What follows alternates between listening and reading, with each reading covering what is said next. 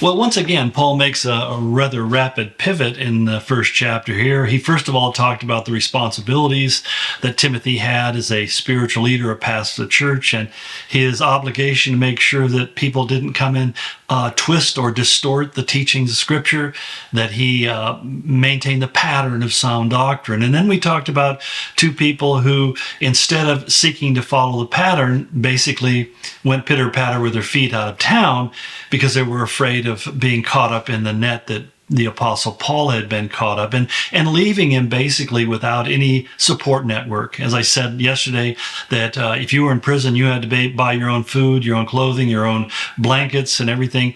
Paul was lowered into a hole, which was the Mamertine prison, and he was lowered into this hole. Did I say that right? Mamertine's prison, sorry. And basically lowered in this hole, and he was left there. And if he ate or had any kind of comforts, it was because people or friends would take care of him. And two of the people that he was depending upon split the scene and got out of town, not because so much they wanted to deny the faith, it's just because they were afraid that they would be caught up and cast into the same hole that Paul was in. Well, Paul then turns again, he pivots again to someone who was faithful. He says, "May the Lord show mercy to the household of Onesiphorus, because he often refreshed me and was not ashamed of my shame." Remember how we talked about the word not ashamed, or to be ashamed is repeated by Paul 4 times just in this first chapter. And he recognized that this was the great danger. You see, shame is that painful feeling of humiliation, to distress, that makes us feel like we're a fool, that we've done something wrong. It's a thing that causes us to fear that we'll lose the respect of others, or we'll be dishonored others. People will be looking at us and saying, "You're such a fool to have trusted in Christ. You're such a fool to have, turned away from the things of this life to follow after the Lord." And I know that was the thing that I went through when I first got saved. And my father had real plans for my future, my career. And I told him I was a follower of Jesus, and I was no longer going to pursue a law degree. I was going to become a follower of Jesus. And I've seen that happen with so many people. My own son, my oldest son, was going to be going to medical school. He was going to head off to medical school. He was a pre-med student. And suddenly he spent a quarter in Bible college and came back and said, "I feel like God has called me to serve in the ministry." So, the trajectory of your life changes when you begin to give God the option to choose what that's going to look like. And I would say to some of you, you may be looking at your life and saying, "Well, I'm pretty well established in what I'm doing." And you assume that that's the way it's going to be until you go to retirement and then work on your golf game or develop your fishing technique. The simple fact of the matter is, you have no idea what God might have in store for you. That if you're open, you're willing, and you're listening and asking, you're going to find that God is going to begin really directing you in ways that you probably hadn't even anticipated.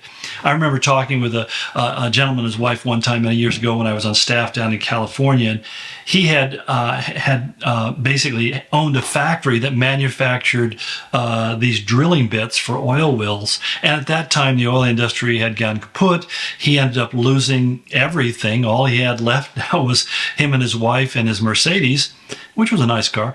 But and I met them at a conference center where they were serving as volunteers, and they were sharing with me their story. And it was so amazing, because one of the things they said to me is, as tragic it was to lose everything we'd worked for our entire life, it released us from the obligation of those things, so that now we are free to serve the Lord in whatever way He chooses. And we've just said, we've made ourselves available to God. And I think that's something that people don't see coming many times, that God can alter the circumstances of your life very dramatically because He wants to do something with you. The classic example is Joseph. He had no intention of being a slave and then being a prisoner.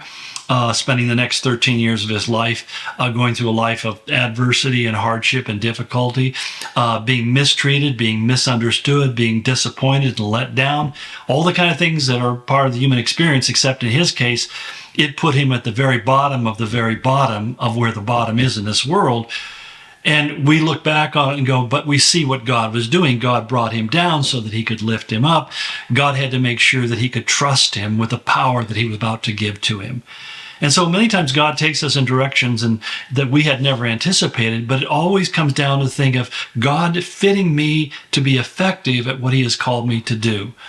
I don't like going through hardships. I don't like struggles. I don't like having my heart broken or being disappointed.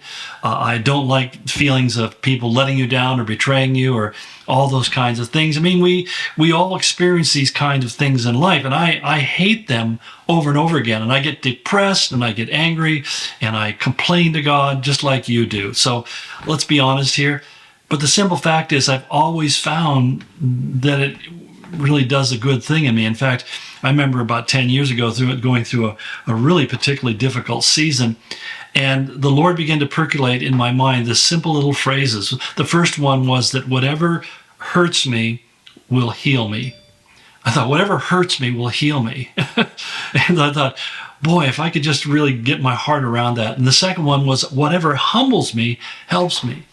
You see, because God exalts the humble, he resists the proud. And so every time you go through a humbling experience where you're kind of pushed down and you feel like, man, I just can't get any lower than this, realize is that you never can get so low that God can't use that in an opposite way. To every action, there's an equal and opposite reaction. And the lower life pushes you down, the further God vaults you into the future. And so he entrusts you with stuff, because I've come down to this realization that God will only entrust us with great things when we've proven ourselves to be faithful with little things.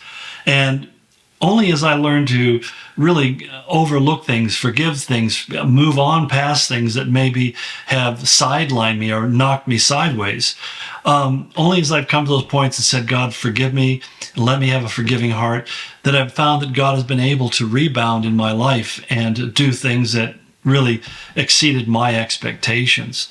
So you might want to keep that in mind, that whatever hurts you will ultimately bring healing to you, and whatever humbles you will actually lead to you being helped, and that God will lift you up in some significant way. But here's the whole point, is that when I look at these two guys that Paul was concerned about, he says that Onesiphorus was so much different. He's kind of like a first responder. He's those people that run to danger, not away from it. And, that's really was characteristic of the early church. In fact, when the city of Carthage had a terrible plague and people were fleeing the city, the Christians, instead of fleeing, ran to the sick and cared for them. And many of them died of the disease, but they wanted to be there to care for those people who were dying and alone and didn't know Jesus. The church in Rome was known for following women with infants in their arms that were walking out of the city, because they knew oftentimes that they were going to discard an unwanted child that they couldn't support or feed. And they would follow these women, see where they left the babies, and then they would go and they would pick up the babies and take them into their homes and raise them as Christians. And it was really that life-saving effort really that began to really touch the hearts of so many people, because seeing the value in that newly born child, or in our day and age, the unborn child, is one of those things that reflects the heart of God, because that child is made in the image of God. And anybody who suggests that it makes sense to kill a child in the womb is somebody who's not a Christian. I don't care what they claim. They are not a believer, because they're speaking things that are blasphemous to God. To say that someone who is made in his image has no value and is worthless, and is open to being destroyed. Well, that's an abomination. In fact, when God reproved the Israelites for offering their children to Moloch, he said, you're doing something that never, ever even entered into my mind. In other words, it's God's way of saying, that's so unthinkable that you think I would be pleased by you offering your own child in sacrifice. That's reprehensible to me in the worst way. And so we need to understand that it's an abomination. And I know I get told all the time, you have to understand that there's a lot of people who are listening to you, a lot of women who have had abortions, and you're just making them feel guilty. I don't want to make you feel guilty, and that's not my point. But I don't think that you can really experience complete healing until you're willing to admit that that wasn't right, and that wasn't in God's eyes. And I've had people say, well, it worked out better for me because I would have been a teenage mom and so forth. You don't know what you would have ended up like. But I think what you do know very clearly is you would not want your children to be doing that to their children. you would want them to love them and nurture them. And I think that that's one of the hardest things that we have to deal with, because God has no greater love than to lay down our life for another, Jesus said in John 15:13. And when I see a young woman who unexpectedly becomes pregnant and she decides to keep that child, there's no greater love. And I know that the women who have given up their children through abortion have suffered ever since then. And the only healing for that suffering is honestly to say, Father, forgive me. I know it was wrong. And he does forgive. And basically, he gives you that promise. One day you'll be reunited with that child in heaven. And that's the beautiful thing. But at the same time, you also want to be a voice to really encourage other people, other young women, to saying, don't do what I did. Don't make the mistake that I made. One more to go. We'll look at the beginning of chapter 2 tomorrow. Thanks for hanging in here. Blessings.